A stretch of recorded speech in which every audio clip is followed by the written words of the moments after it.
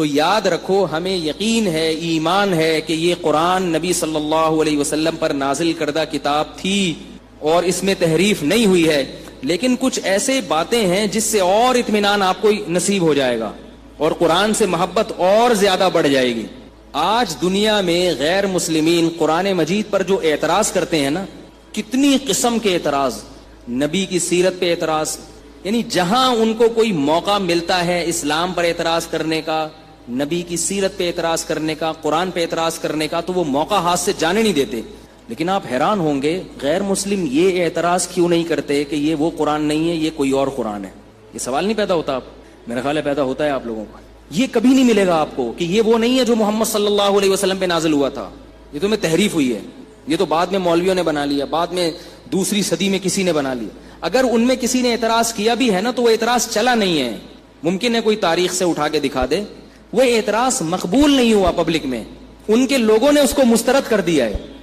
اب سوال پیدا ہوتا ہے کہ کون سی ایسی چیز ہے قرآن کریم میں جس کی وجہ سے یہودی بھی مانتا ہے، عیسائی بھی مانتا ہے، ہندو بھی مانتا ہے، سکھ بھی مانتا ہے، ان کے جو اسکالر ہیں وہ سارے مانتے ہیں کہ یہ وہی کتاب ہے جو محمد صلی اللہ علیہ وسلم پر نازل ہوئی، اور کوئی بھی اس کا انکار نہیں کر سکتا۔ کون سی ایسی چیز ہے وہ، کیا دلیل کیا ہے؟ وہ بات آ رہی ہے سمجھ میں؟ نہیں آ رہی میرا خیال ہے۔ دیکھیں کسی بھی خبر کو پہچاننے کے نا کچھ سائنٹیفک اصول ہیں پوری دنیا میں مسلم، خبر کے سچا اور جھوٹا ہونے۔ ہمیں جب کسی سے کوئی کتاب پہنچتی ہے یا خبر پہنچتی ہے تو سچی بھی ہو سکتی ہے اور جھوٹی بھی۔ میں نے ایک دفعہ بیان میں تواتر کی بات کی تھی کہ جو متواتر خبر ہوتی ہے نا وہ جھوٹی نہیں ہوتی۔ متواتر خبر میں اس کو ریپیٹ نہیں کروں گا، بڑا لمبا بیان کیا تھا کہ لاکھوں لوگ مختلف علاقوں سے ایک چیز کو نقل کر رہے ہوں تو وہ جھوٹی نہیں ہو سکتی۔ تو میں اس کی ایک اور دلیل دیتا ہوں کہ متواتر خبر جھوٹی نہیں ہو سکتی، اس کی ایک سائنٹیفک دلیل ہے، اس کو کوئی بھی نہیں جھٹلا سکتا۔ وہ دلیل یہ ہے کہ 10 آدمی ہوں، 10 آدمی، آپ نے 10 کو بلایا اور ایک کوڈ دے دیا ان کو 015678، کچھ کر کے ٹیڑھا میڑھا کر کے، ترتیب سے نہیں، 017598 پرچی پہ لکھ کے دے دیا آپ نے ایک کو، دوسرے کو بھی بلا کے الگ سے چپکے سے دیا 015798، تیسرے کو بھی دے دیا 015798، چوتھے کو بھی دے دیا 015798، پانچویں کو بھی دے دیا 015798، سب کو پرچی میں لکھ کے پکڑا کے ان کو پھیلا دیا، اور ان کا اب آپس میں لنک نہیں ہے۔ اب آپ تجسس میں ہیں کہ میں نے جو کوڈ دیا تھا ان 10 کو وہ کیا تھا، جو کوڈ دیا تھا نا 015798 دیا تھا، آپ کو نہیں پتا ہے۔ آپ دمشق میں گئے اس کے پاس، وہ مصر میں بیٹھا ہوا ہے ایک آدمی، ایک دمشق میں بیٹھا ہوا ہے، ایک شام میں بیٹھا ہوا ہے، ایک کوفہ میں بیٹھا ہوا ہے، ایک بصرہ میں بیٹھا ہوا ہے۔ آپ دمشق والے شخص کے پاس گئے اور آپ نے اس سے پوچھا کہ وہ جو کوڈ آپ کو طارق صاحب نے دیا تھا وہ کیا تھا؟ وہ کہتے ہیں 015798۔ آپ پھر گاڑی میں بیٹھے اور شام پہنچ گئے، اور یہ اس وقت کی بات ہے جب موبائل ایجاد نہیں ہوئے تھے، یعنی ایسا نہیں ہے کہ اس نے اس کو فون کر کے بتا دیا ہو یا اس نے اس کو فون کر کے بتا دیا ہو۔ پھر آپ شام پہنچے، پھر آپ مصر پہنچے، جہاں جہاں جا رہے ہیں سب کے پاس سے پرچی پہ بھی وہی کوڈ نکل رہا ہے، اور جس کو زبانی یاد ہے تو زبان پہ بھی وہی کوڈ نکل رہا ہے۔ تو یہ اس کی علامت ہے، اس کو دنیا میں کوئی بھی نہیں جھٹلا سکتا کہ بھائی جو اصل آدمی نے جو کوڈ بتایا تھا وہ کوڈ 100% یہی ہے، اس کے علاوہ کوئی اور نہیں ہے، اس میں کسی نے اپنی طرف سے تحریف نہیں کی ہے۔ اگر کی ہوتی تو ایک نے کی ہوتی، 2 نے کی ہوتی، 3 نے کی ہوتی، سارے کے سارے ایک پر کیسے متفق ہو گئے؟ نہیں آ رہی میرا خیال ہے بات۔ اب آپ مجھے بتائیں کہ 015798 کا آپ ایک تجربہ کریں، یہ تو میں نے ایک لفظ بتایا نا، آپ اس کے علاوہ کوئی اور لفظ، 100 آدمیوں کو بٹھائیں، آپ ایک کے کان میں ایک کوڈ کہیں اور کہیں کہ یہ دوسرے کو بتاؤ، وہ دوسرے کو بتائے گا، وہ تیسرے کو بتائے گا، وہ چوتھے کو بتائے گا، 100 انسان پہ آ کے وہ تبدیل ہو چکا ہوگا۔ بہت مشکل ہے، کیا کریں یار، قاری امیر صاحب ان لوگوں کی سمجھ میں نہیں آ رہا، وہ 100 نمبر پہ جا کے تبدیل ہو چکا ہو۔ ہم جب چھوٹے بچے تھے تو ٹی وی میں ایک پروگرام آتا تھا، ایک بچہ دوسرے کے کان میں کوئی لفظ کہتا تھا، وہ دوسرے کے کان میں، وہ تیسرے کے کان میں، چوتھے، اور آخری میں آ کے وہ سارا تیا پانچا ہو چکا ہوتا تھا۔ کوئی کیا کہہ رہا ہے، کوئی کیا کہہ رہا ہے، تیسرا کچھ اور کہہ رہا ہے، چوتھا کچھ اور کہہ رہا ہے، پانچواں کچھ اور کہہ رہا ہے، چھٹا کچھ اور کہہ رہا ہے۔ ایک اتنا سا کوڈ جو 4-5 ہندسوں پر مشتمل ہے، اس کی 10 آدمیوں میں جب وہ ڈیوائیڈ ہوتا ہے تو اس کی حفاظت نہیں ہوتی، چینج ہو جاتا ہے۔ الحمد سے لے کے والناس تک قرآن مجید ایک ایسا کوڈ ہے جو نبی صلی اللہ علیہ وسلم نے صحابہ کو بتایا، انہوں نے یاد کیا، لاکھوں ہزاروں صحابہ نے سمجھا, سیکھا, مختلف ملکوں میں پھیل گئے, ان کا آپس میں کنیکشن ختم ہو گیا. کوئی کوفہ میں چلا گیا, کوئی مدینہ میں رہا, کوئی مکہ چلا گیا, کوئی دمشق چلا گیا, کوئی مصر چلا گیا, کوئی آذربائیجان چلے گئے, کوئی افغانستان چلے گئے, کوئی پشاور تک میں قبریں ملتی ہیں, پوری دنیا میں پھیل گئے. انہوں نے ایک دوسرے کو سینہ بسینہ وہ منتقل کیا. پھر ان کے کروڑوں لاکھوں شاگرد پوری دنیا میں, ان کا آپس میں کوئی لنک نہیں تھا, کوئی گوگل نہیں تھا کہ سب نے گوگل سے اتار لیا ہو, کہ صحابی نے گوگل پہ اپلوڈ کر دیا اور باقی سب نے گوگل سے اتار لیا. تو ہم کہہ سکتے تھے ان صحابی سے اپلوڈ کرنے میں غلطی ہو سکتی ہے, ایک آدمی سے تو ہو سکتی ہے نا غلطی, لیکن ہم دیکھ رہے ہیں کہ آذربائیجان میں, دمشق میں, مصر میں, پاکستان میں, ہندوستان میں, پوری دنیا میں جہاں جہاں بھی الحمد سے 4 الفاظ نہیں ہیں, 6666 کے قریب آیتیں ہیں اور پوری دنیا میں پھیل گئیں. اور جب لوگ سفر کر کے دمشق پہنچے تو وہاں بھی وہی پڑھا جا رہا ہے الحمد سے لے کے والناس تک, مکہ میں بھی وہی پڑھا جا رہا ہے, چیچنیا میں بھی وہی پڑھا جا رہا ہے, چائنا میں بھی وہی پڑھا جا رہا ہے, یورپ میں بھی, ناروے میں بھی, جرمنی میں بھی. تو اب یہ ایسی حقیقت ہے کہ اس کا انکار کرنے والا کہ اس میں تحریف ہوئی ہے, دنیا خود اس پہ ہنسے گی, بولیں گی بھائی 4 الفاظ کی ایسے حفاظت نہیں ہو سکتی, اس میں تحریف ہو جاتی ہے. اور یہ لاکھوں لوگ ایک جیسا قرآن پڑھ رہے ہیں تو یہ اس کی علامت ہے کہ اس میں تحریف نہیں ہوئی ہوتی تو کہیں تو سامنے آتی نا. نہیں آ رہی بات میرا خیال ہے. آج میں نے ایک آیت میں مصدقن کو مصدقن پڑھا غلطی سے. مصدقن کو کیا پڑھا؟ مصدقن. مطلب میں کوئی فرق نہیں ہے. پیچھے سے یہ جو بچہ ہے نا, جو ہم نے آرڈر پہ بنوایا ہے باقاعدہ, یہ آرڈر پہ بنوایا اس لیے کہ یہ بچہ بہت چھوٹا ہے سامنے. لوگ کہہ رہے ہیں یار یہ اتنا چھوٹا نابالغ, تو اس کے ابا نے بتایا 16 سال کا ہی ہے, میں بے فارم دکھانے کے لیے تیار ہوں. تو اس لیے میں نے کہا تو آپ نے باقاعدہ آرڈر پہ بنوایا ہے, 16 سال کا, اتنا سا ماشاءاللہ, لیکن ہے بڑا تیز, ماشاءاللہ اللہ نظر سے بچائے, ہے بڑا تیز. آرڈر پہ بنوایا ہم نے سامنے باقاعدہ. تو اب آپ دیکھو مصدقن کو مصدقن پڑھا تو فوراً روک دیا. اور یہ صرف آج سے نہیں ہے, ہمیشہ سے ایسا ہی ہوتا ہے. کوفہ میں, بصرہ میں, آپ مکہ کا قرآن سن لیں وہ بھی وہی ہے. نمازوں میں اختلاف ہے, وہ یہاں ہاتھ باندھتے ہیں, ہم یہاں ہاتھ باندھتے ہیں, وہ زور سے آمین, ہم آہستہ آمین, لیکن قرآن وہ بھی وہی پڑھتے ہیں اور ہم بھی, ایک حرف آگے پیچھے نہیں ہوتا. تو اب اس کا کوئی انکار کر نہیں سکتا. اور یاد رکھو قرآن کی اس طرح سے حفاظت ہو جانا ہی اس کے اللہ کے کلام ہونے کی دلیل ہے. اس زمانے کی کوئی بھی کتاب آج تک اس طرح سے محفوظ نہیں ہے. سمجھتے تھے کہ یہ کس کا کلام ہے؟ اللہ کا کلام. کسی جھوٹے نبی کا کلام اس طرح سے محفوظ نہیں ہوتا. تو اس زمانے کی کوئی کتاب اس طرح سے محفوظ نہیں ہے جس طرح سے قرآن مجید محفوظ ہے. ایک بات. دوسری بات, اس زمانے میں جتنی زبانیں تھیں وہ زبانیں اس کو وہ بھی پوری طرح محفوظ نہیں ہے. لیکن آپ اندازہ لگاؤ کہ اللہ نے قرآن کی الفاظ کی حفاظت کے لیے الفاظ کو محفوظ کیا اور قرآن کے میننگ کی حفاظت کے لیے عربی زبان کو محفوظ کر دیا. ایک انگریز نے یہ دعویٰ کیا ہے کہ قرآن میں لفظی تحریف نہیں ہے لیکن قرآن کے مطلب میں تحریف ہے, مطلب میں. اور اس نے دلیل یہ دی ہے کہ ایک ہی آیت کی مختلف تفسیریں کیوں ہوتی ہیں. دلیل سمجھ رہے ہیں بات کی؟ اس نے کہا دیکھو بھائی ایک ہی آیت ہے, ایک مفسر اس کی ایک تفسیر کرتے ہیں, دوسرے مفسر اس کی دوسری تفسیر کرتے ہیں, تو یہ اس کی علامت ہے کہ اس میں معنوی تحریف ہوئی ہے. لفظ تو وہی ہے لیکن مطلب میں گڑبڑ کی ہے ان لوگوں نے. تو مجھ سے کسی نے پوچھا, میں نے اس کا فوراً جواب دیا. میں نے کہا اگر کسی آئین میں کوئی قانون لکھا ہوا ہو, عدالت میں وکیل اس قانون کا مطلب بتائے اور اس پہ دوسرا وکیل اعتراض کرے کہ نہیں میری نظر میں اس کا یہ مفہوم نہیں یہ مفہوم ہے, تو کیا آپ اس کو یہ کہیں گے کہ پاکستان کے قانون میں مطلب ہی تحریف ہو چکی ہے؟ کیا یہ کہیں گے؟ یہ تو پھر دنیا کا کوئی قانون اس سے محفوظ رہا ہی نہیں ہے. وکیل تشریح کرتے ہیں نا قانون کی, جج صاحب یہ جو شق ہے نا پاکستان قانون کی, اس شق کا یہ مطلب ہے, دوسرا کہتا ہے نہیں یہ مطلب ہے. تو کیا مطلب؟ قانون میں معنوی تحریف ہو گئی؟ کیا تحریف نہیں ہوئی ہے. اس میں یا تو دونوں احتمال ہوتے ہیں, یا ایک مطلب صحیح ہوتا ہے دوسرا غلط ہوتا ہے. تو وکیل پھر دلیل سے ثابت کرتا ہے کہ یہ والا مطلب صحیح ہے اور دوسرا والا مطلب غلط ہے. تو ایسے ہی مفسرین کی رائے میں جب اختلاف ہوتا ہے, یا تو وہ اختلاف اس نوعیت کا ہوتا ہے کہ قرآن کی آیت کے وہ دونوں مفہوم نکل رہے ہوتے ہیں اور اللہ نے دونوں مفہوم رکھے ہوتے ہیں اس میں تاکہ اس میں لچک رہے, لچک. اور یا بعض دفعہ ایسا ہوتا ہے کہ ایک مفہوم صحیح ہوتا ہے دوسرا مفہوم غلط ہوتا ہے. تو جو صحیح مفہوم ہوتا ہے اس پر دلائل قائم ہوتے ہیں, دلائل, پھر دلیل سے ثابت کیا جاتا ہے کہ یہ والا صحیح ہے اور دوسرا والا غلط ہے. تو تشریح میں اختلاف ہو جانا یہ اس کا یہ مطلب ہرگز نہیں ہوتا کہ اس میں معاذ اللہ کیا ہو گئی ہے, تحریف ہو گئی. تو میں جلدی سے 5 منٹ میں اپنی بات کو سمیٹ کے ختم کرتا ہوں.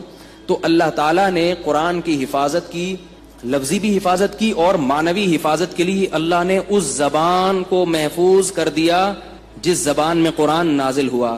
آج عربی زبان 20 ملکوں میں بولی جاتی ہے, 20 ملکوں میں, 2-4 نہیں ہے. اور کمال کی بات ہے کہ ہر ملک کی عربی میں فرق ہے.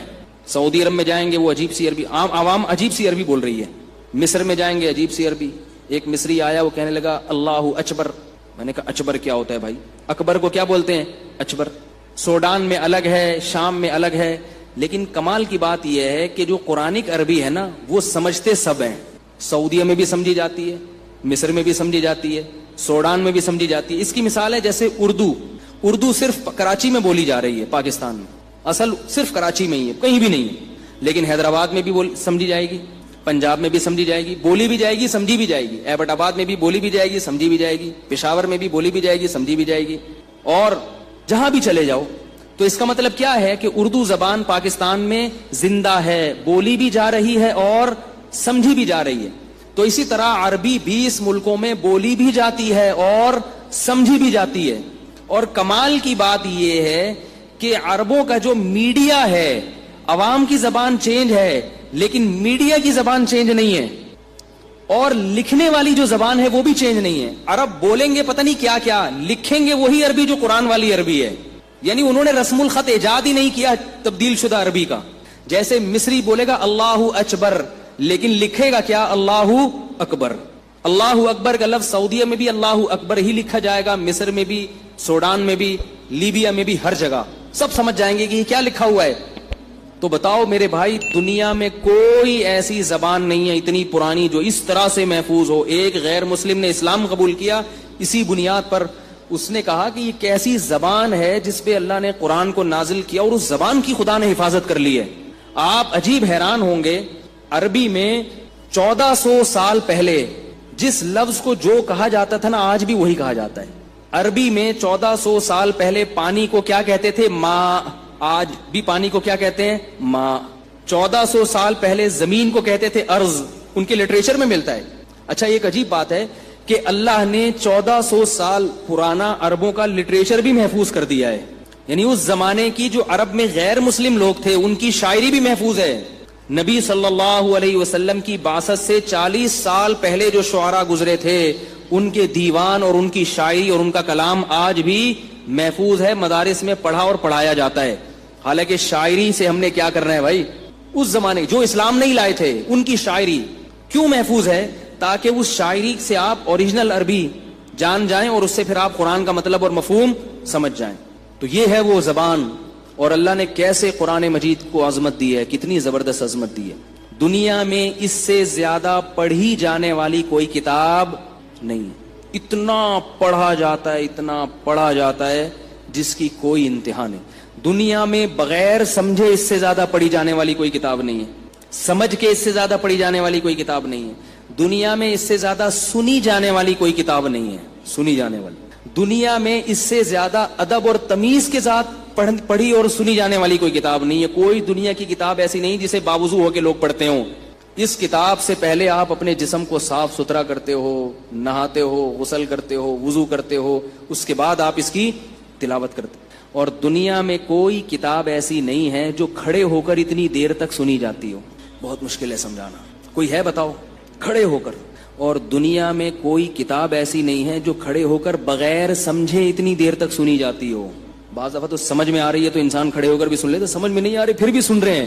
اور دنیا میں کوئی کتاب ایسی نہیں ہے جو کھڑے ہو کر بغیر سمجھے اتنی زیادہ پڑھی جاتی ہو.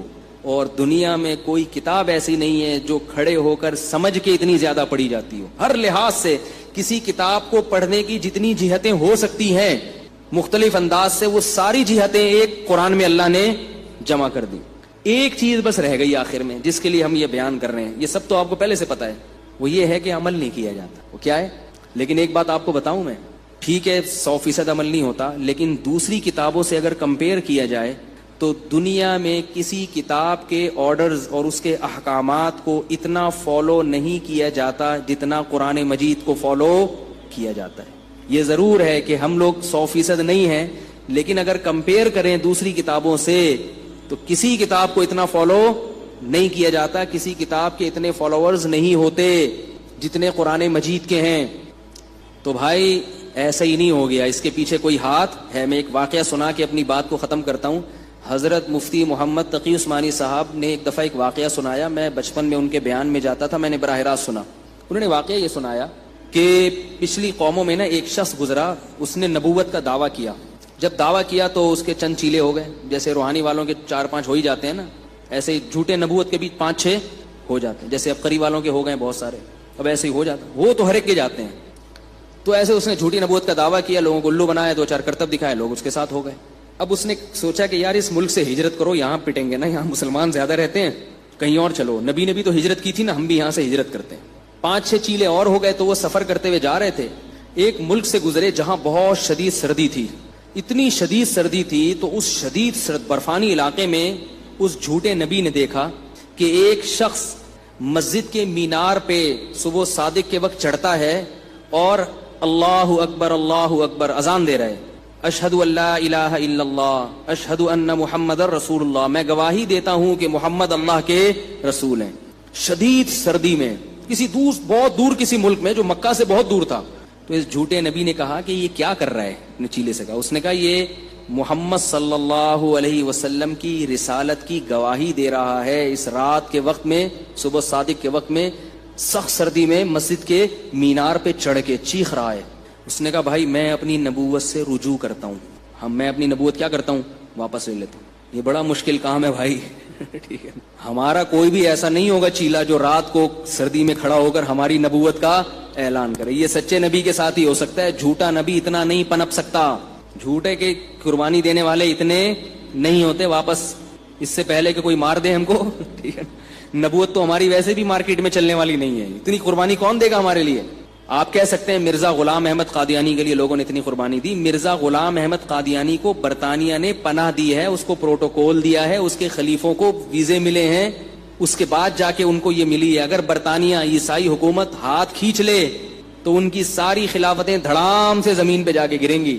مرزائی یہ کہتے ہیں کہ نبی صلی اللہ علیہ وسلم کی دین کی تکمیل کے لیے اللہ نے مرزا غلام احمد قادیانی کو بھیجا, یعنی نبی کے تقویت کے لیے. اب ذرا بات کو سمجھو کہ نبی کے دین کو کمزور کرنے والا کون ہے, غیر مسلم ریاستیں نا. تو مرزائیوں نے کہا کہ اللہ نے اسلام کو طاقت دینے کے لیے معاذ اللہ کس کو بھیجا, غلام احمد کو. تو یہ عجیب بات ہے کہ جو اسلام کو کمزور کرنے والی قوت تھی, یعنی طاقتور قوتیں تھیں, وہی قوتیں مرزا کو کیا کر رہی ہیں, طاقت دے رہی ہیں. یہ عجیب سی بات ہو گئی کہ نہیں ہو گئی. تو پھر یعنی فائٹ کس سے کرنے کے لیے آئے تھے, لڑنے کس سے آئے تھے, طاقت کس سے دینی تھی. مرزائی اس کا جواب یہ دیتے ہیں کہ نبی صلی اللہ علیہ وسلم نے بھی تو غیر مسلموں سے معاہدے کیے نا صلح حدیبیہ میں. وہ بھائی وہ وقتی معاہدے کیے ہیں, ایسا تو نہیں کیا کہ انہی کی کوئی گود میں جا کے بیٹھ جائے اور ہمیشہ کے لیے بس ان کا غلام بن جائے. برطانیہ قادیانیوں کو ویزے دیتا ہے اور ان کے سارے خلفاء کہاں چلتے ہیں, برطانوی سامراج کے نیچے چلتے ہیں. کیونکہ پیدا کس نے کیا تھا ان کو, برطانیہ نے کیا تھا ہندوستان میں. ایک نبی وہ ہوتا ہے جس کو اللہ نے پیدا کیا ہو اور تو اللہ اس کی حفاظت کرتا ہے, اور ایک نبی وہ ہوتا ہے جس کو برطانیہ نے پیدا کیا ہو تو اس کی حفاظت کون کرتا ہے, برطانیہ کرتا ہے. ظاہر سے 100 سال ہو گئے, ابھی تک معاہدہ ہی چل رہا ہے. ابھی تک کیا چل رہا ہے, معاہدہ چل رہا ہے. تو سچے نبی کو اللہ تعالیٰ جب اس کی نبوت آتی اور آخری نبی ہوں تو اللہ ان کو طاقت اور قوت دیتے ہیں براہین قاطعہ سے, اور اللہ ان کی مدد کرتے ہیں. اور اللہ نے کیسے محمد صلی اللہ علیہ وسلم کے دین کو تھوڑے عرصے میں دنیا پہ غالب کیا, کیسے, اور اللہ حضرت عیسیٰ علیہ السلام کے ذریعے دوبارہ اس دین کو پوری دنیا میں غالب کریں گے. یہ اللہ تعالیٰ کا وعدہ ہے. تو اس لیے میں عرض کر رہا ہوں کہ قرآن کی صداقت پر ایمان لائیں. اگر یہ اللہ کی کتاب نہ ہوتی تو کسی جھوٹی کتاب کو پوری دنیا میں اتنا زیادہ پروٹوکول نہیں ملتا. ہمارے حضرت فرمایا کرتے تھے کہ ہم ہندوستان میں دیکھتے تھے کہ قرآن مجید کی آیات سن کے ہندو بھی ڈر جایا کرتے تھے, ہندو بھی ہل جایا کرتے تھے. ایک اللہ نے روب ڈالا اس کتاب کا. تو اس لیے ہمت کے ساتھ, دل جمعی کے ساتھ, شوق کے ساتھ اس کو سنا کریں, سستی اور کاہلی کا مظاہرہ نہ کریں. رمضان اور قرآن کو آپس میں مناسبت ہے. اللہ نے اسی رمضان میں یہ قرآن کو نازل کیا. ہمارے نبی صلی اللہ علیہ وسلم قرآن مجید کا دور مکمل کیا کرتے تھے.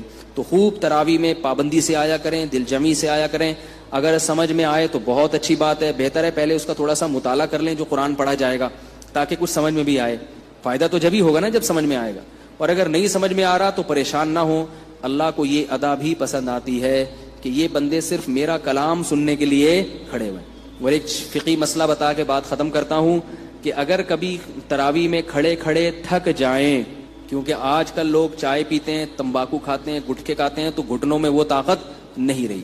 پہلے تو 90 میرے نانا 90 سال کی عمر میں کھڑے ہو کر تراویح پڑھتے تھے، لیکن آج کل حالت خراب ہو گئی ہے، تو چھوڑنے کے بجائے بیٹھ کے پڑھ لیں. نہیں آ رہی بات سمجھ؟ اور اگر شرم آ رہی ہو کہ میں بیٹھوں گا تو لوگ کیا کہیں گے، تو اس کے کان میں کہیں کہ بیٹھنے کا دل تو تیرا بھی چاہ رہا ہے. ٹھیک ہے نا، دل تو تمہارا بھی چاہ رہا ہے، تم شرم کی وجہ سے نہیں بیٹھ رہے. ایسا کرو تم بھی بیٹھ جاؤ، میں بھی بیٹھ جاؤں، تو کوئی مسئلہ نہیں. بیٹھ کے آدھا ثواب ملتا ہے، لیکن اگر تھک گئے اور نہیں کھڑا ہوا جا رہا ہے، چکر آ رہے ہیں، تو پھر بیٹھ کے بھی پورا ثواب ملے گا.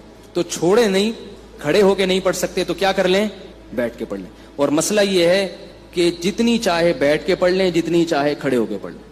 آپ نے نماز شروع کی، کھڑے ہو کر درمیان میں خیال آئے کہ بیٹھ جاؤ تو بیٹھ جاؤ، پھر خیال ہے نہیں کھڑے ہو جاؤ تو پھر کھڑے ہو جائیں. جب خیال آئے بیٹھ جائیں، جب خیال آئے کھڑے ہو جائیں.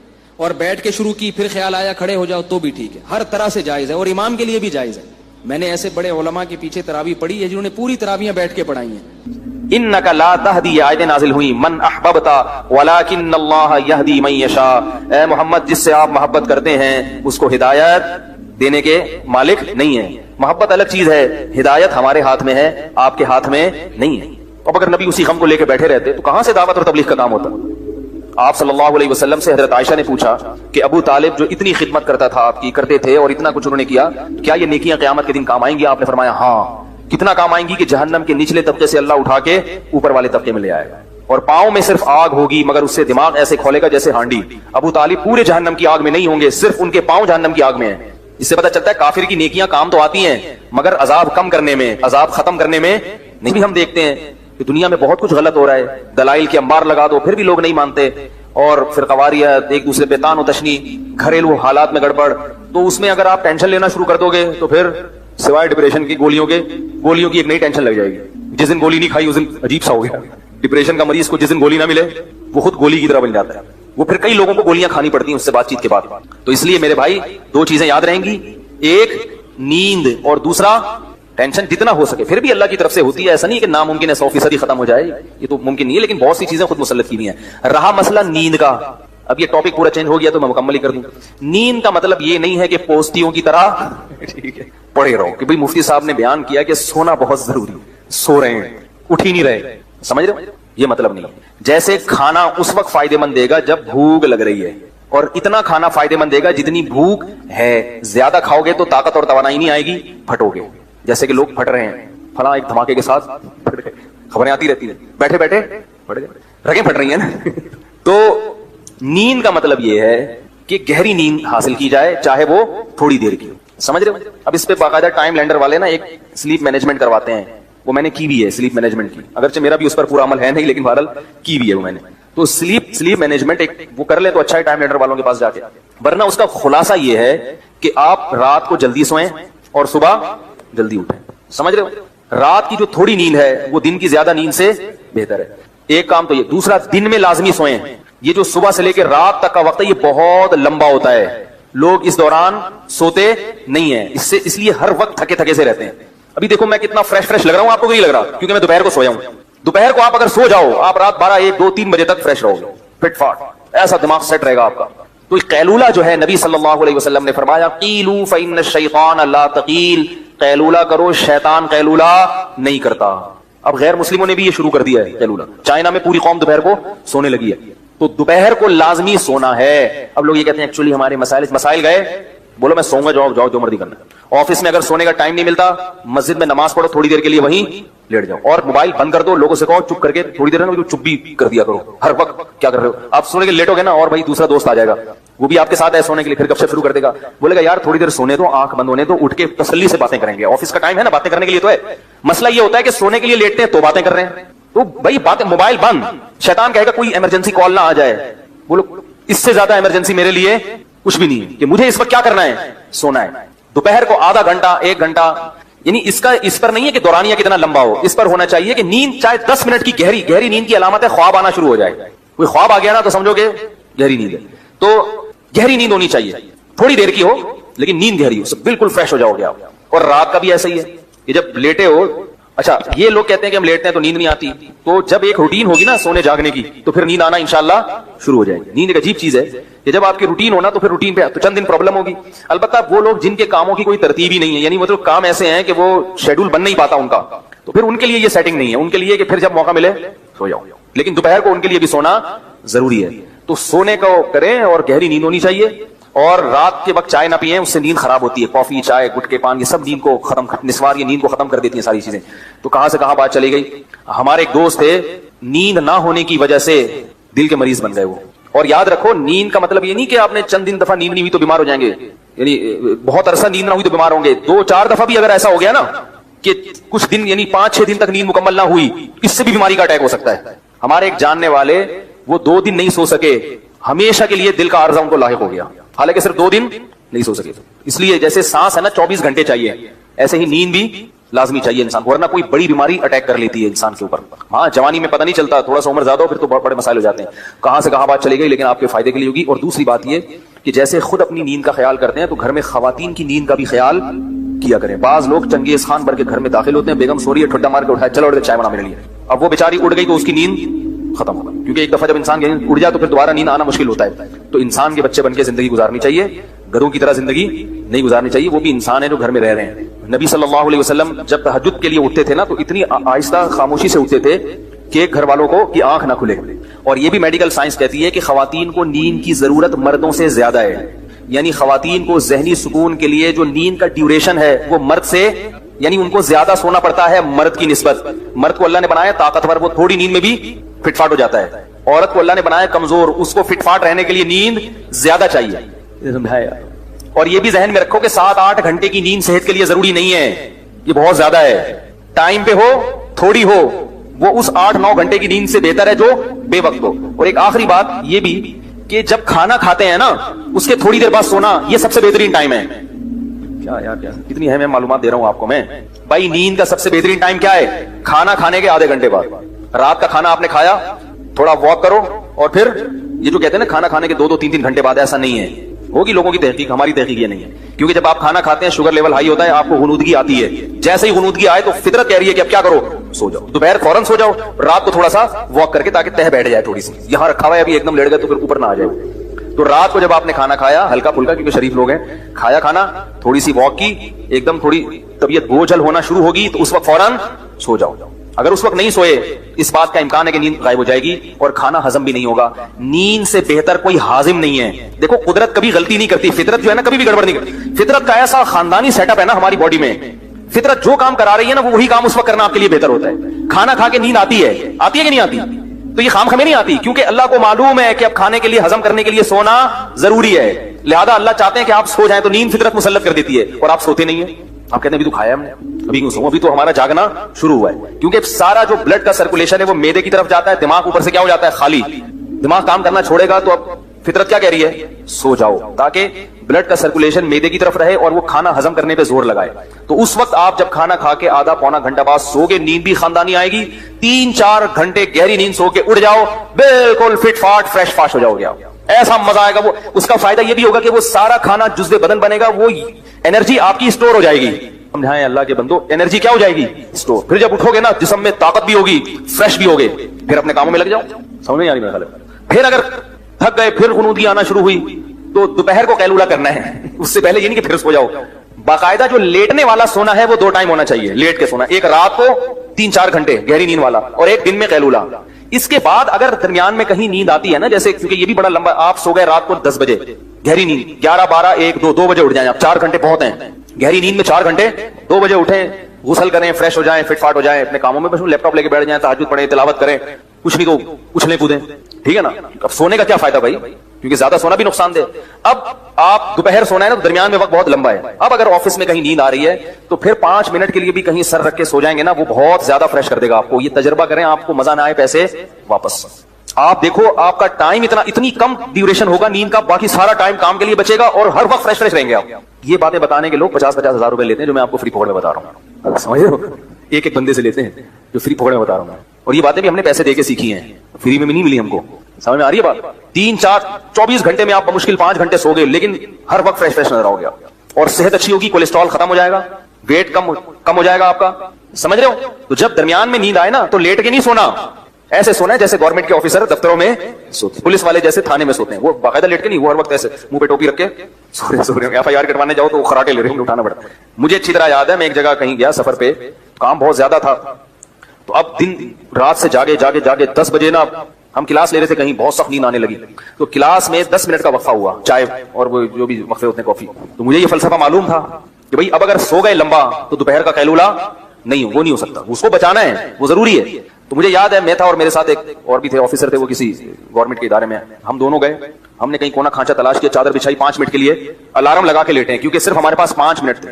वाकईतन 5 मिनट में इतनी गहरी नींद आई है, 5 मिनट अलार्म बजा तो पता नहीं चल रहा था हम कहाँ हैं। ये होता है जब आप तमीज से सोते हो ना इस शेड्यूल के तहत, तो ऐसा ही होगा। अभी क्या लेटे हुए करवटें बदल रहे, नींद ही नहीं आ रही, कोई शेड्यूल ही नहीं है। तो 5 मिनट सोए हैं, उसके बाद वुजू किया, आके बैठे इतने फ्रेश के बिल्कुल फिट फाट।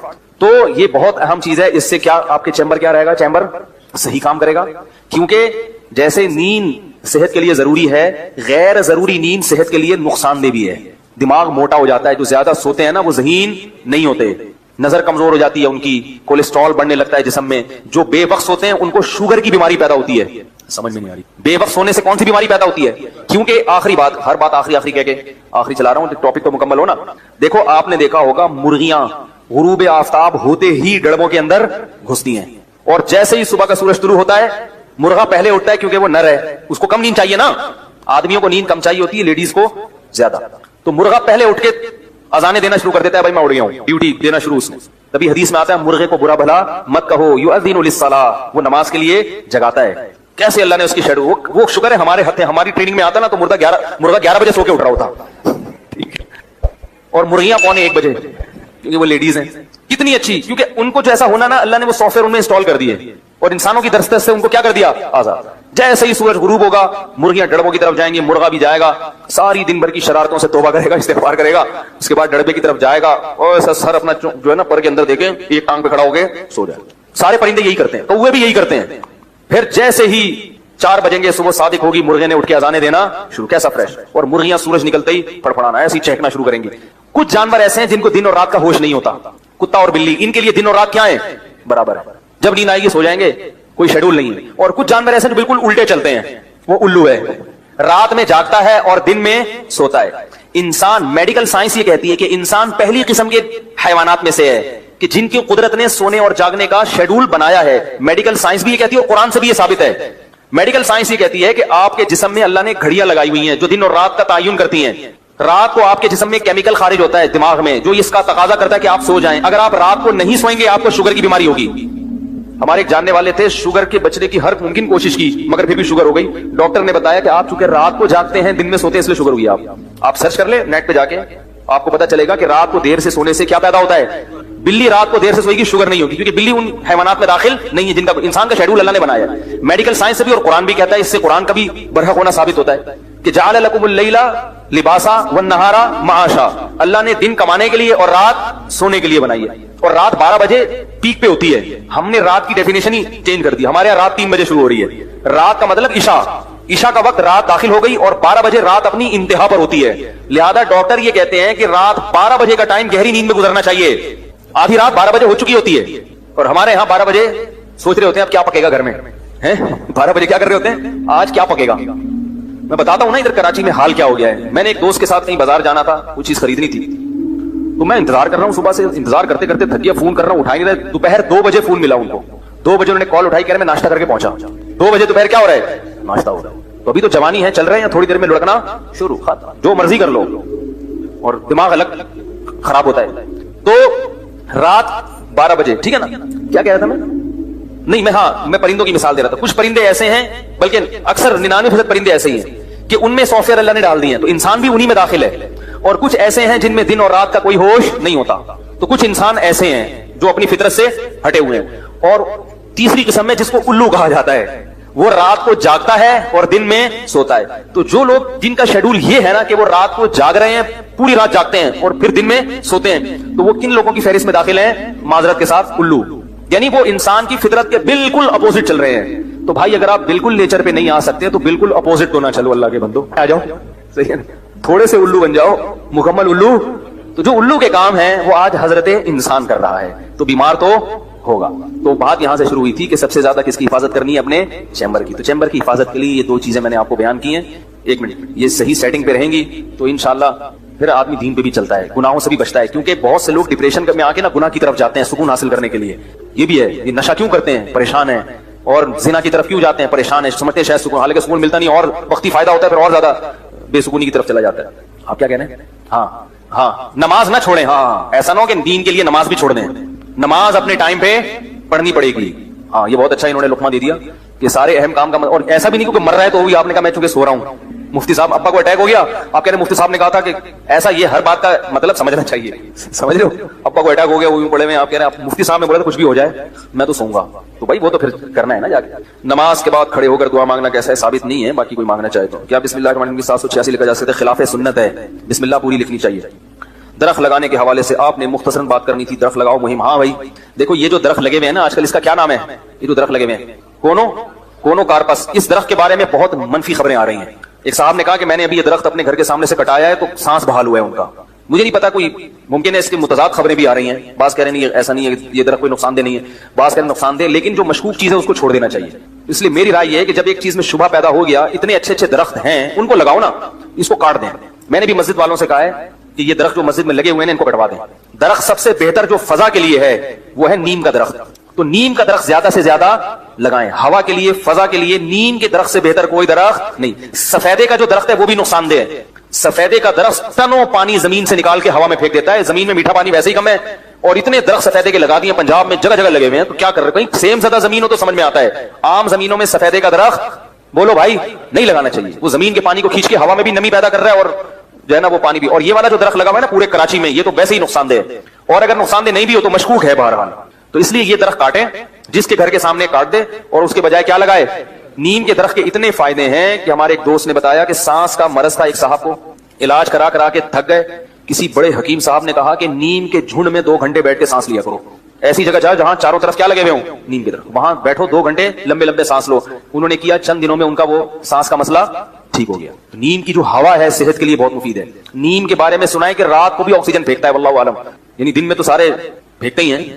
اب یہ کسی نے پھینکی ہو تو ایک الگ بات ہے, لیکن بہرحال سنا ہے واللہ عالم. جو چیز یقینی نہیں ہوتی تو میں پہلے بتا دیتا ہوں کہ بھائی سنا ہے واللہ عالم. لیکن بہرحال نیم کا درخت صحت کے لیے, نیم کے پتے صحت کے لیے اچھے, نیم کی ڈنڈی صحت کے لیے اچھی, مسواک نیم سے بہتر کوئی نہیں ہے. سمجھ رہے ہو؟ اور درخت لگانے کی اسلام میں فضیلت کتنی ہے. نبی صلی اللہ علیہ وسلم نے فرمایا جس نے کوئی درخت لگایا, جب تک پرندے اس سے کھاتے رہیں گے, اس سے فائدہ اٹھاتے رہیں گے, قبر میں اس کو صدقے کا ثواب ملتا رہے گا. کوئی اس کے نیچے سایہ کرے گا, کوئی بیمار اس کی ہوا سے ٹھیک ہوگا, کوئی گرمی کی شدت میں اس کے نیچے آ کے بیٹھے گا, تو ثواب کس کو ملے گا؟ اللہ کے خزانوں میں کمی نہیں ہے.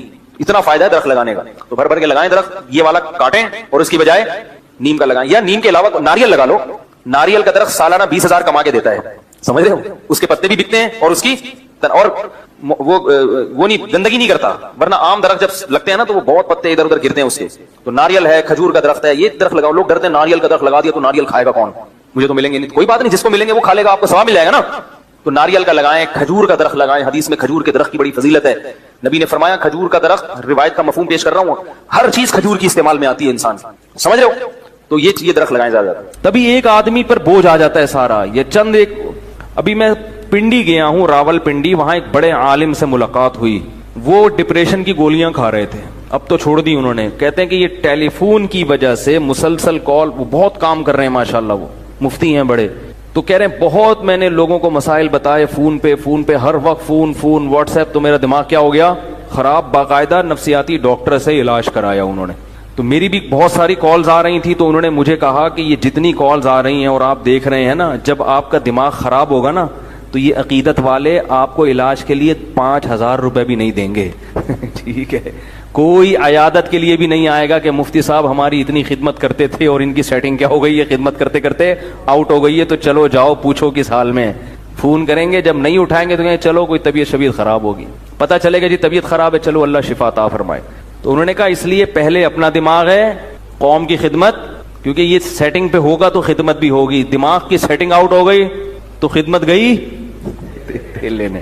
تو اس لیے اپنے دماغ کو خود محفوظ رکھنا پڑتا ہے.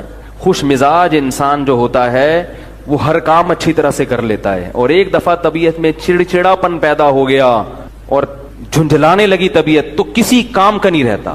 پھر ذرا سی بات پہ جھنجھلاتا ہے اور الٹی الٹی پھینکتا ہے. اور یہ میں آپ حضرات کو بھی ایک بات عرض کر رہا ہوں آپ کے سامنے بھی, یہ بھی دین کی ایک بات ہے, اس کو بھی بیان کا حصہ سمجھیں کہ سب سے زیادہ فوکس انسان کو اپنے دماغ کو کرنا چاہیے کہ میرا دماغ سکون میں رہے. یہ یاد رکھو, ہر جسمانی بیماری کا علاج ہے. دماغ کی سیٹنگ جب ایک دفعہ آؤٹ ہوتی ہے تو وہ دوبارہ لائن پہ نہیں آتا. میں نے نفسیاتی مریض کبھی بھی مکمل ٹھیک ہوتے ہوئے نہیں دیکھے کہ پورا صحیح ہو گیا ہو. یہ بہت اہم بات ہے, اس کو نوٹ کر لیں. جو ذہنی مریض ایک دفعہ بن گیا, شاید لاکھوں میں کوئی ایک صحیح ہو جاتا ہے. اگر وہ صحیح بھی ہوتا ہے تو پورا صحیح نہیں ہوتا, تھوڑا سا پاگل رہتا ہے وہ. اور آپ دوسری یہ بات نوٹ کر لیں کہ پاگل تھوڑا بھی بہت ہوتا ہے. یہ بہت ہے, آپ اس کو مذاق نہ سمجھیں, یہ دین کا حصہ ہے یہ باتیں. پاگل تھوڑا سا بھی, بولو بھائی, بہت ہوتا ہے. پاگل میں تھوڑا بوڑا نہیں ہوتا. ٹھیک, جو تھوڑا سا پاگل ہے وہ تھوڑا سا نہیں ہے, وہ کسی بھی وقت کچھ بھی کہہ دے گا. تو اس لیے سب سے زیادہ حفاظت کس چیز کی کرنی ہے؟ دماغ کی. تو میں آپ کو 2 چیزیں بتاتا ہوں جن کو اگر آپ ذہن میں رکھیں گے نا تو انشاءاللہ دماغ, یعنی جن چیزوں پر عمل کریں گے دماغ سیٹ رہے گا. نمبر 1, نیند میں کبھی کمی نہ ہونے دو. نہیں یاری بات یار, بھائی نیند کیا کرنی ہے؟ ایسی کی تیسی, جو مرضی کام اہم سے اہم رہ جائے, پہلے کیا ہے؟ نیند مکمل ہو. پہلے کیا کرنا ہے؟ نیند آ رہی ہے, تھکا ہوا دماغ, سارے کام ایک طرف, پہلے سوؤں گا میں. جاؤ جو مرضی ہو بھائی, وہ شادی میں جانا تھا, وہ ولیمے میں جانا تھا, وہ کیا کہتا رہے, ہم نے پہلے کیا کرنا ہے. کیونکہ نیند کی سیٹنگ آؤٹ ہو جائے نا تو بس دماغ گیا, دماغ کہاں جائے گا. میں نے اپنی زندگی میں کئی لوگ اسٹریس اور ڈپریشن کے مریض دیکھے ہیں جو نیند پوری نہیں کرتے تھے. نیند اتنی صحت کے لیے ضروری ہے کہ روٹی اور پانی اتنا ضروری نہیں ہے. بھوک, اگر دیکھو نیند سے بڑھ کر کوئی چیز ہوتی نا تو اللہ تعالیٰ رمضان میں ہمیں کہتے ہیں نیند پوری نہ کرو, روٹی کھاتے رہو. اللہ نے روٹی پانی چھڑوا دی. اللہ کو پتا ہے کہ جتنا مرضی بھوکا پیاسا رہو گے, جب کھاؤ گے تو ریکوری ہو جائے گی. کوئی 3 دن بھی بھوکا پیاسا رہے نا, جسم کو کوئی نقصان نہیں ہے, جب کھائے گا تو دوبارہ فٹ فاٹ ویسے کا ویسے ہی ہو جائے گا. لوگ 1 ہفتہ بھی بھوکا پیاسا رہتے ہیں, کوئی بیماری پیدا نہیں ہوتی. کمزوری ہوتی ہے وقتی, جب کھائیں گے پیئیں گے دوبارہ فریش ہو جائیں گے. دیکھو نا, رمضان میں سارا دن بھوکا پیاسا رہتے ہیں, جیسے ہی افطاری کا وقت آتا ہے 2 پکوڑے گئے پیٹ میں اور کمر ایک دم فٹ فاٹ سیدھی ہے, ایسے پریڈ کرتے ہوئے نماز کے لیے آ رہے ہوتے ہیں. تو وہ رات کو نہ بھی کھائیں نا, صبح کھائیں گے تو یہ ایسے ہی ہو جائیں گے. کھانے سے بیمار ہوتا ہے, بھوکا رہنے سے بیمار نہیں ہوتا. لوگ کھانے کو فوکس کرتے ہیں صحت میں, نیند کو فوکس نہیں کرتے. اللہ کرے یہ بات کسی طرح دماغ میں اتر جائے, کیونکہ اس کا ہمارے دین سے بڑا گہرا تعلق ہے. آپ کا دماغ سیٹ نہیں ہوگا, آپ نہ اللہ کے حقوق ادا کرو گے نہ بندوں کے حقوق. کیونکہ جو آدمی ڈپریشن کا مریض ہوتا ہے نا, وہ گھر میں بھی چک چک پک پک لگا کے رکھتا ہے, خود بھی ڈپریشن میں آئے گا اور بیوی بچوں کو بھی ڈپریشن میں ڈال دے گا. بد اخلاق.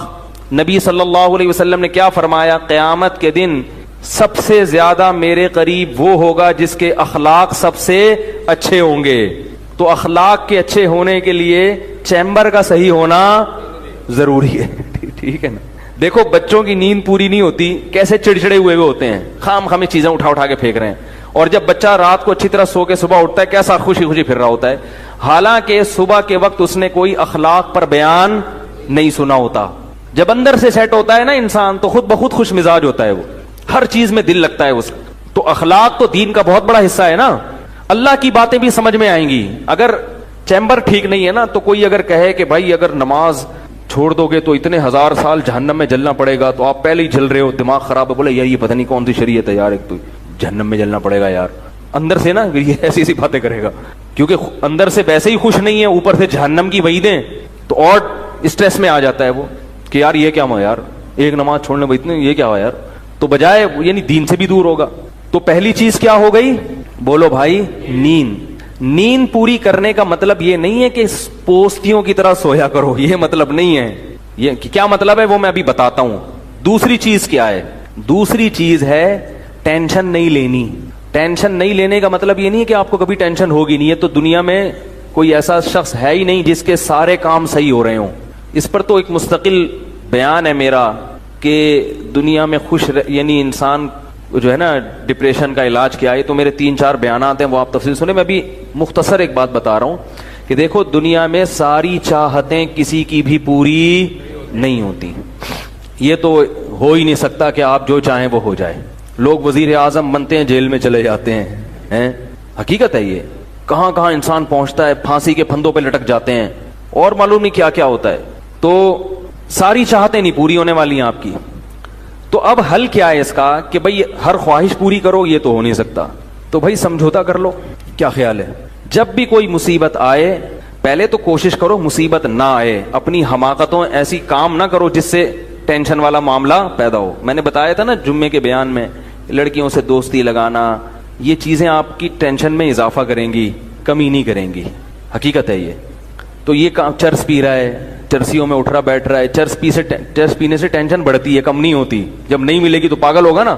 تو وہ کام, ایسے کام کرنا جس سے آپ غریب آدمی ہو لیکن رہنا آپ نے مالداروں کے علاقے میں شروع کر دیا, اس سے ٹینشن بڑھے گی, احساس کمتری کا شکار ہو جاؤ گے. یار اس کے پاس بھی گاڑی, یار اس کے پاس کرولا, میرے پاس رکشا, خام خواہ کی. تو آپ کو چاہیے تھا کہ جب آپ رکشا ہے تو ایسے علاقے میں جاؤ جہاں سب کے پاس کیا ہے, رکشا ہے. دکان پکوڑوں کی ہے اور سوچیں کروڑوں کی. یہ خام خواہ میں لوگ ٹینشن میں آئے ہوئے ہیں. میں نے ڈیفنس کے لوگوں کو بھی ٹینشن میں دیکھا ہے. 1000 گز کا بنگلہ ہے, کروڑوں روپے کما رہے ہیں, مگر ٹینشن میں ہے. یہ میں ہوائی باتیں نہیں کر رہا. لوگ آتے ہیں کیوں ٹینشن میں کہ پڑوسی کے پاس اس سے بھی زیادہ ہے. تو یہ ٹینشنیں قدرت کی طرف سے نہیں ہیں, یہ آپ کی اپنی پالی ہوئی ہیں. تو نبی حدیث میں نبی صلی اللہ علیہ وسلم نے فرمایا دنیا میں ہمیشہ اپنے سے کمتر کو دیکھو. یار میرے پاس رکشا ہے اور فلاں آدمی قسطوں پہ بھی رکشا خریدنے کی صلاحیت نہیں رکھتا. سڑکوں پہ فٹ پاتھوں پہ پڑے ہوئے ہیں. 3-4 دن پہلے صدر گیا میں تو دیکھا فٹ پاتھ پہ لوگ پڑے ہوئے ہیں. میں نے کہا یار یہ بھی لوگ ہیں, نہ گھر ہے نہ بال بچے. ایک کنوارے کا فون آیا, ایسے جیسے وہ نہیں ہوتی, کیا بولوں میں, ایسے طنز کر رہا تھا, کہہ رہے یار کوئی رشتہ ہی نہیں دیتا, یہ زندگی کوئی زندگی ہے. تو میں نے سوچا, میں نے کہا دیکھو وہ جو صدر میں فٹ پاتھ پہ پڑے ہوئے ہیں نا, ان کو کوئی دے گا رشتہ؟ میں نے کہا تمہیں ابا نے گھر میں رکھا ہوا ہے, روٹی پانی پنکھا سب مل رہا ہے, دعا کرتے ہیں اللہ کوئی انتظام کر دے. نہیں کر رہے تو ان لوگوں کو دیکھو جن کو روٹی پانی بھی نہیں مل رہا. تو بنی اسرائیل نے کیا کیا, بچڑے کی عبادت شروع کر دی. حضرت موسیٰ بڑے غضبناک ہوئے. تو ایک تو یہ قرینہ ہے کہ اس قوم میں بھی گائے کی عبادت ہوتی تھی. دوسرا یہ کہ جب اس قوم کے کسی شخص کو یہ اعتراض ہوا کہ ہم دوبارہ کیسے زندہ ہوں گے, تو اس قوم میں ایک واقعہ ہوا جس کا اس قرآن میں یہاں ذکر بھی ہے جو آج ہم نے آیات پڑھی ہیں. وہ ذکر یہ ہے کہ ایک شخص قتل ہو گیا. کہا جاتا ہے کہ بھتیجے نے اپنے چچا کو قتل کر دیا وراثت لینے کے لیے. چچا کے اولاد نہیں تھی تو یہ پھر بھتیجوں میں آتی ہے اگر بھائی نہ ہو. تو بھتیجے نے کیا کیا, اپنے چچا کو قتل کر دیا, قتل کر کے غائب. اب پتہ ہی نہیں چل رہا کہ چچا کو قتل کس نے کیا ہے. تو حضرت موسیٰ علیہ الصلاۃ والسلام نے بنی اسرائیل کو حکم دیا کہ گائے ذبح کرو اور گائے کا گوشت اس مقتول پہ لگایا جائے گا تو مقتول کو اللہ زندہ کر دیں گے. اب اس میں حکمت کیا تھی کہ وہ اپنی آنکھوں سے دیکھ لیں کہ اللہ مردوں کو زندہ کر سکتا ہے. کذالک یحیی اللہ الموتى, قرآن کی آیت ہے. اسی طرح اللہ قیامت کے دن مردوں کو زندہ کرے گا. ویریکم آیاتہ, اور اپنی نشانیاں اللہ تمہیں دکھاتا ہے. لعلکم تعقلون, تاکہ تم عقل سے کام لو. اب دیکھو اللہ تعالی مردے کو زندہ کرنے کے لیے کوئی اور طریقہ بھی تو استعمال کر سکتے تھے. گائے کو کاٹنے کا حکم کیوں دیا؟ بہت مشکل ہے سمجھانا. کیوں دیا حکم؟ بنی اسرائیل کے دلوں سے گائے کا تقدس اور عظمت نکل جائے, کیونکہ انہوں نے گائے کی عبادت تو چھوڑ دی تھی لیکن توہم پرستی کی دنیا سے نہیں نکلے تھے. جیسے میرے بیانات سننے والے عاملوں کے خلاف سن کے عقیدہ مضبوط ہو جاتا ہے, مگر پھر بھی دل میں کچھ کالا کالا رہتا ہے کہ کہیں کوئی کچھ کر نہ دے ہمارے اوپر. تو اس توہم پرستی کا علاج یہ ہے کہ جیسے اللہ نے بنی اسرائیل سے کہا کاٹو اس گائے کو, دیکھو کچھ بھی نہیں ہوگا, کاٹو اپنے ہاتھوں سے کاٹو. تو اسی طرح میں یہ کہتا ہوں کہ عاملوں کے خلاف صبح و شام بولا کرو, عاملوں کو جا کے بولا کرو کہ تمہارے پاس جتنے جن ہیں, چڑیل ہیں اور روحانی ٹوٹکے تمہیں جادو منتر آتے ہیں, میں بیٹھا ہوا ہوں, سارے تعویذ مجھے دو, میں اپنے شلوار کے نیفے میں رکھوں گا, اگر میرا ایک بال بھی خراب ہو گیا تو میرا نام بدل دینا.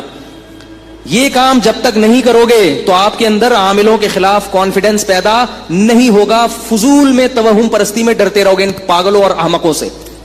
اور عامل چاہے دیوبندی ہو, چاہے بریلوی ہو, چاہے کسی بزرگ کا خلیفہ ہو, چاہے بزرگ ہو, چاہے تبلیغی ہو, چاہے جہادی ہو, چاہے خانقاہ میں بیٹھا ہو, چاہے اس کے ہاتھ سے لوگوں کو فائدہ ہو رہا ہو, نقصان ہو رہا ہو, سب ایک جیسے ہوتے ہیں. البتہ دو قسمیں ہیں ان کی. کچھ جان کر الو بناتے ہیں, کچھ جان کر یہ کام نہیں کر رہے, واقعتاً نیک ہوتے ہیں مگر عملیات کر کر کے بیچارے بیوقوف بن چکے ہوتے ہیں. ان کا دماغی توازن خراب ہو چکا ہوتا ہے, خود ان کو ان کی سیٹنگ آؤٹ ہوتی ہے. وہ سمجھتے ہیں کہ اس پر جن ہے, حالانکہ اس پر جن نہیں ہوتا. ان کے عملیات کر کر کے اپنا دماغ خراب ہو چکا ہوتا ہے. نیک ہوتے ہیں بعض لوگ ان میں. نئے لوگ آئے ہوئے ہیں, ذرا جلدی سے چھوڑا سا کرنے, تو بہت دن ہو گئے نہیں بولا بھائی, بہت دن ہو گئے یار. آپ لوگ پھر بولتے ہیں یار مولوی صاحب پھر عاملوں بھی شروع ہو جاتے, تھوڑا سا بولنے دو. بعض ان میں واقعتاً نیک ہوتے ہیں, یاد رکھو. میں یہ نہیں کہہ رہا سارے فراڈی ہوتے ہیں, نیک ہوتے ہیں مگر وہ جو فلیتے پلیتے پڑھتے ہیں نا بیٹھ کے عملیات اور چلے ولے, اس سے کیا ہوتا ہے دماغی سیٹنگ آؤٹ. میں نے ان میں نیک تو دیکھے ہیں مگر کوئی بھی نارمل نہیں دیکھا, سارے اب نارمل دیکھے ہیں, سب اب نارمل ہوتے ہیں. خیر اتنا کافی آج کے لیے, باقی 27ویں رات کو انشاءاللہ. اچھا چلیں آگے. تو بنی اسرائیل کو اللہ نے کیا حکم دیا کہ گائے کو کاٹو تاکہ تمہارے دلوں سے یہ تقدس نکلے. بھائی جب یہ خدا نہیں ہے تو جیسے دوسرے جانور ہیں, بکری کو کاٹ کے کھاتے ہو اور مرغی کاٹتے ہو صبح شام, اس پر کوئی اللہ کا عذاب آتا ہے؟ کتنی چکن ہے, فارمی چکن روزانہ کروڑوں کے حساب سے کٹ رہی ہیں, حالانکہ مرغی بھی تو انڈا دیتی ہے. گائے اگر دودھ دیتی ہے تو مرغی بھی کیا کرتی ہے, انڈا دیتی ہے. انڈے کی ویلیو دودھ سے کم نہیں ہے. انڈے میں جو کولیسٹرول ہوتا ہے نا وہ صحت کے لیے بڑا مفید ہے. روزانہ نہار منہ 2 انڈے صبح ابلے ہوئے اپنے خرچے پہ کھایا کریں. یہ اس لیے اپنے خرچے میں لگاتا ہوں کہ میں واضح مشورہ دیتا ہوں تو لوگ پھر وہ کہتے ہیں کہ اتنے پیسے کہاں سے لائیں. تو دیکھو تقدس نکلنا چاہیے دل سے. ایسی چیزوں کا پیلیا ہے نا, پیلیا ہوا ہے کسی کو, جھاڑ پھونک مت کرو اس کا. سورہ فلق سورہ ناس پڑھ دینا, آیت الکرسی پڑھ دینا, وہ تو ٹھیک ہے, تو سنت سے ثابت ہے. آیت الکرسی پڑھ کے پھونک لگانا, یہ جو جھڑواتے ہیں نا جا کے, چھوڑ دو, یہ دماغ سے نکالو, یہ سوائے وسوسے کے کچھ بھی نہیں ہے. انگریزوں کا پیلیا کیسے اتر جاتا ہے, سعودی عرب میں پیلیا کیسے اتر جاتا ہے؟ لوگ کہتے ہیں ہمارے یہاں پیلیا نہیں اترتا تب تک جھڑوایا نہ جائے. سب بیوقوف بنانے والی باتیں. تو اللہ تعالیٰ نے بنی اسرائیل کو حکم دیا گائے ذبح کرو. اب وہ نہ سٹ پٹائے, گائے ذبح کرو. بھائی جیسے ہمارے یہاں کہتے ہیں نا پیلیا نہیں جھاڑنا. اب آپ 3 دن تک تو آپ کو میرا بیان یاد آئے گا, لیکن بچہ جب ٹھیک نہیں ہوگا پھر آئے گا یار ٹرائی کرنے میں کیا جا رہا ہے. ٹھیک ہے نا, ٹرائی کرنے میں کیا جا رہا ہے. جس آدمی میں اللہ پہ توکل نہیں ہے نا, ایک بات خوب کان کھول کے سن لیں, جس میں اللہ پر اعتماد نہیں, توکل نہیں, اس کا سب سے پہلا عذاب پتہ ہے کیا آتا ہے دنیا میں؟ اللہ دل کا سکون چھین لیتے ہیں. سب سے پہلا عذاب یہ آتا ہے. جس کو اللہ سے ہونے کا اور غیر اللہ سے نہ ہونے کا یقین نہ ہو تو اس کا سب سے پہلا عذاب کیا آتا ہے؟ دل کا سکون چھن جاتا ہے, پریشان رہتا ہے, یار یہ کیا تو یوں ہو جائے گا, یوں نہیں کیا تو یوں نہیں ہوگا. اللہ پہ اعتماد ہو بھائی, جو ہے اللہ کرے گا. نبی صلی اللہ علیہ وسلم کے دور میں بھی سب کچھ ہوا ہے, صحابہ کے دور میں بھی, گوروں میں بھی ہوتا ہے, پیلیا بھی ہوتا ہے, پتہ نہیں کیا کیا ہوتا ہے. تو اب بنی اسرائیل کو حکم دیا گائے ذبح کرو. بنی اسرائیل پریشان, یار یہ کیا چکر, گائے, ایسا نہ ہو کہ اللہ کا عذاب آ جائے آسمان سے. اب پوچھے کوئی ان سے کہ بھائی کیا ہوگا, کہ نہیں بھائی ہم اس کو معبود تھوڑی سمجھتے ہیں. بالکل غلط, کچھ بھی نہیں ہے. دودھ دیتی ہے, مرغی انڈا دیتی ہے, گائے دودھ دیتی ہے. ٹھیک ہے نا.